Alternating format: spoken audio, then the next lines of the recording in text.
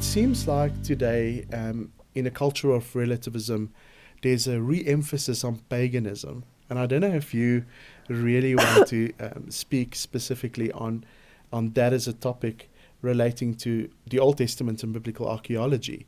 But do you see a re-emergence of that mindset and that relativism take flight in the cultures of today? Yes, actually I do. I actually have a whole talk that I give on this called Paganism Rising.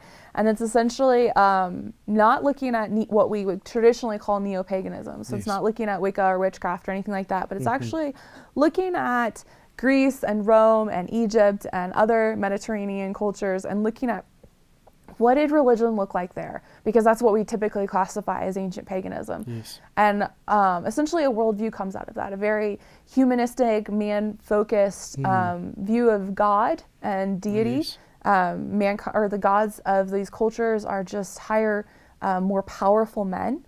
And then they also view these the universe or the material reality as being kind of united with the ultimate reality, because they believe that material reality is a physical manifestation of these individual gods. Sure. Like Gaia is considered to literally be the earth. And so then what results from this is mankind ends up being a creation, though for a variety of different reasons. Sometimes the creation is a happy accident. Sometimes he's created for the purpose of serving the gods. But in all instances, mankind isn't created as a special creation made in the image of God or anything like that. And in addition to that, their view of reality and what's gone wrong is very,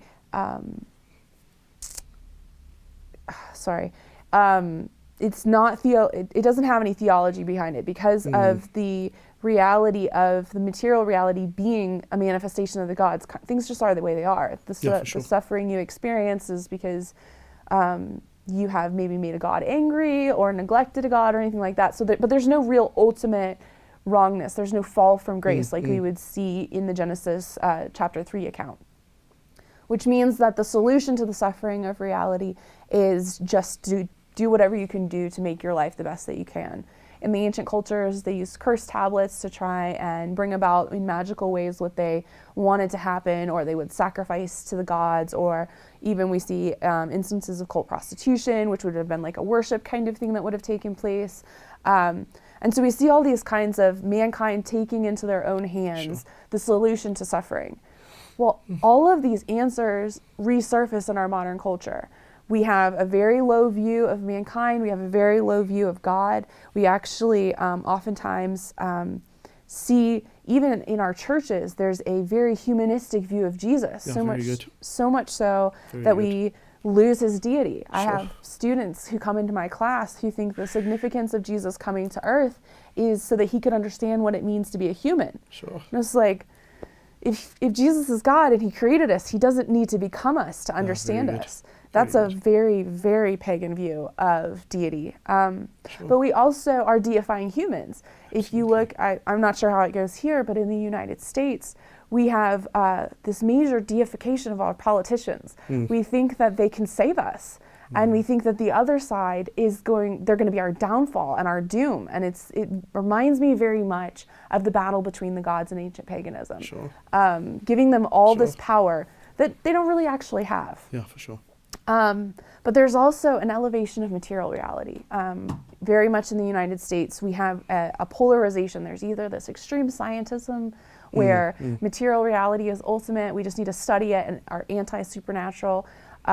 And then we see the alternative where there's this like glorification of the material reality in terms of this hyper-environmentalism where we're going to extinct ourselves. We're going to freeze the planet out.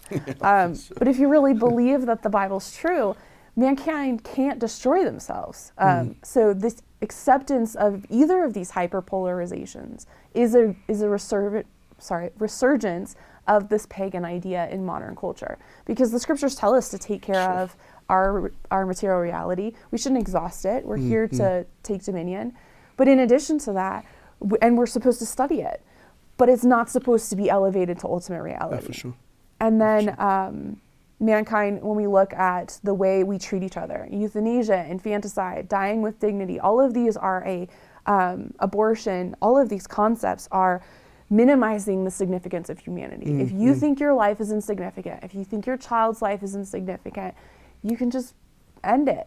Yeah, and for that sure. instead of speaking into the lives of these people and saying, you know what, you are valuable, even if you don't personally feel like you're valuable, you are Absolutely. valuable.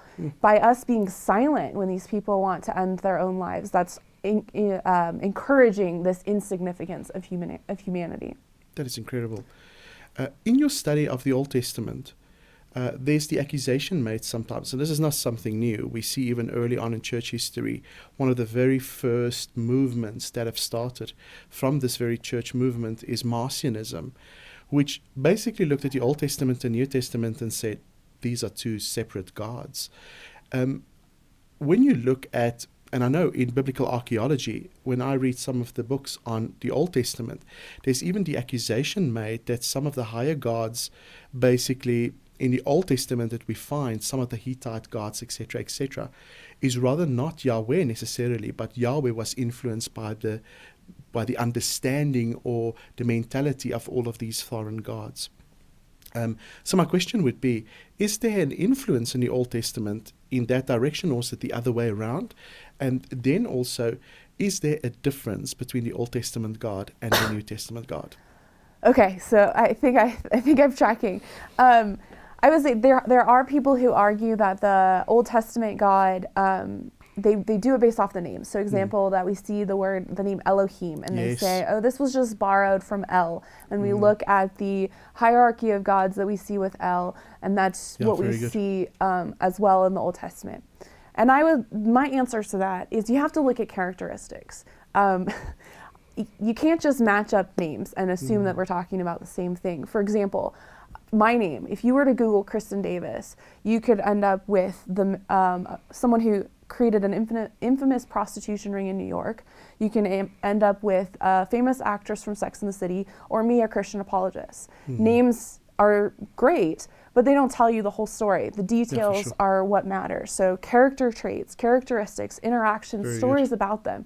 So just because there's a little bit of a parallel, either in name structures or you can maybe find some tie, does not mean that they're talking about the same God. You have to look at the whole context and all of the character traits. And then the second question you asked about the New Testament and the Old Testament gods. It's interesting to me. I've heard that a lot. Most people don't like the Old Testament God. They think he's angry and vindictive, misogynistic. Yes. Yeah. And that Jesus is just this flowery, loving, let's all sing Kumbaya kind of God. For sure. But I think that is a really superficial view of both the New and the Old Testament. If you dive into the Old Testament, the grace and the mercy and the love that we see in Jesus is there too. Yeah, we see amazing instances where Israel rebels against God over and over and over again. And he continues to draw them back to himself. He continues to preserve them and to love them and to show his compassion on them. And this happens all the way through the whole Old Testament. And then you look at Jesus in the New Testament, and he gets angry, and he throws people out of the temple, and he comes and he curses the Pharisees. And so it's really not that black and white. The same characteristics that we see in the God of the Old Testament surface in Jesus, and the characteristics we love in Jesus, they exist in the Old Testament as well. That is fascinating. There's a movement, and I don't know if you've encountered this. It might be a French movement where some Christian scholars are trying to explain all the supernatural events that we find in the Old Testament through naturalistic processes. For instance, when God takes Israel through the Red Sea, they would say a strong wind came and it blew up the sandbank, and they try to explain everything away in the Old Testament by giving it a naturalistic feel.